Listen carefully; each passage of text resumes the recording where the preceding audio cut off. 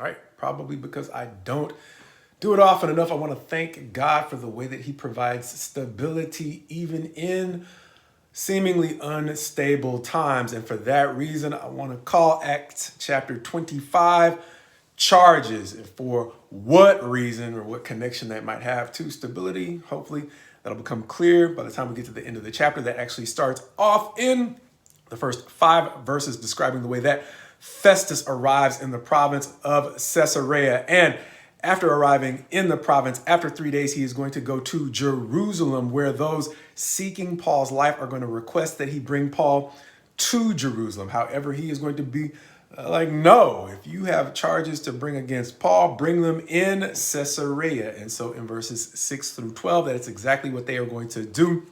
Arriving in Caesarea, they are going to bring charges against Paul, but they are going to have nothing to prove the charges against Paul. However, still seeking to do them a favor, even though he is not willing to simply deliver Paul over to them, he is going to ask Paul if he wants to go to Jerusalem, kind of, I guess, washing his hands of the dispute. If Paul simply acquiesces, Paul's going to be like, no,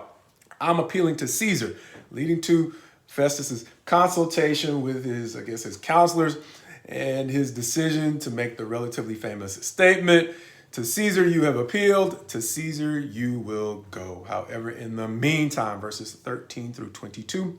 are going to show that an even higher authority arrives in the region in the form of Agrippa, called King Agrippa, with his wife Bernice. And during his time there, Festus is going to mention Paul's case to them, stating that a large portion of Israel, if not most of Israel, has requested to have him handed over to them. However, there is no clear charge against him, at least as far as Festus can discern, or at least as far as Festus can tell. And he has let them know that it is improper to simply hand a man over before he was able to face his accusers. And so he gave Paul a hearing, but was not able to come up with a legitimate charge, understanding that the dispute seemed to be more of a religious difference, or a difference of doctrine and opinions, as opposed to an actual matter of violating some law, especially a law that would justify the death penalty. And so with that, Agrippa is going to agree to hear his case on the next day, as verses 23 through 27, the end of the chapter, are going to show them assemble for that hearing, as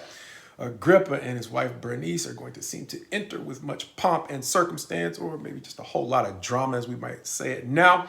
As Festus, however, is just going to get to the facts, bringing Paul in and describing the controversy that has them assembled on that day, saying that the people, or most of the people of Israel, seem to want him turned over for his execution, but without a charge deserving death, Festus wasn't willing to do that. And so Paul has appealed to Caesar, but Festus has a dilemma because he doesn't have a charge that he could send along with him on his appeal. And that is why they have assembled today, so that Agrippa can likewise give his verdict, opinion, or perspective on the case. And that is once again where the chapter leaves off, in a sort of cliffhanger, as we have seen in many of the chapters regarding Paul's final missionary journey, or all of the hearings that he has had up to this point. Understanding that, this chapter reminded me of periods in Israel's history that we have seen before, really going back to the captivity, where we saw the people of God become even more comfortable with injustice than the godless nations around them. Understanding that before Judah was taken into captivity by Babylon, Babylon was known as a relatively wicked nation, but when they invaded, Jeremiah got more justice from the Babylonians than he did from those in power in Judah at the time. And then likewise, as they were basically ending their captivity and shepherded back into their own independence, it was done by the rule of not the Babylonians. They passed on so the Persians could take over, and they had what was, at least recorded in the Bible, a relatively strong set of principles that Israel got to live under until they went back to a place where they were once again going to have to enforce the principles of God's law. And so now we are once again seeing a time when this isn't the first time they've assembled to basically try to kill someone without a decent legal justification. Understanding that if this is the same Ananias or Annas, who was involved in the trial leading up to Jesus' crucifixion. He was likewise the same Annas who was associated or overseeing the attempts to do the same thing to Peter and John as they began to perform miracles very similar to what they saw during the days of Christ. And then once again, here he is again, as we said in the sermon, trying to justify the execution of a member of the way, one of the followers of Christ, without a decent charge. And it's an interesting contrast to the Romans, who, once again, they weren't known for being nice folks, but they at least had enough of a respect for law and justice that they're like, wait a minute, we can't turn them over to him unless there's a charge, understanding that they clearly want him dead. More importantly, if I'm going to send him over to Caesar, why am I sending them there? And so, why am I sending him there? And so the bottom line is, as we have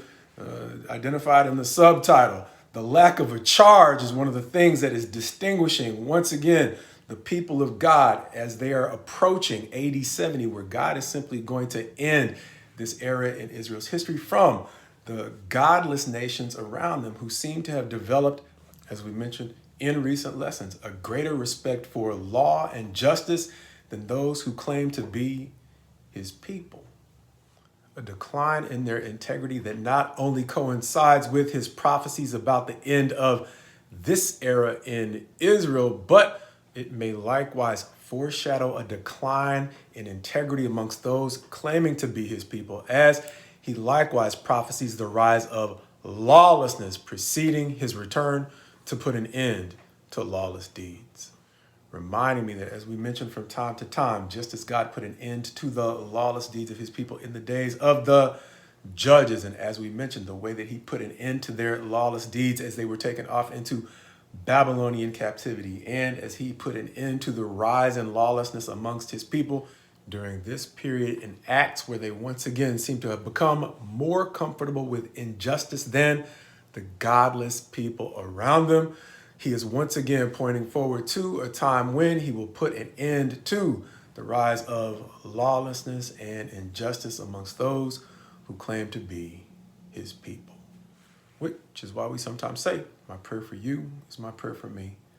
God, please help us to overcome the temptation to diminish the significance of integrity and justice and everything on which you still place value.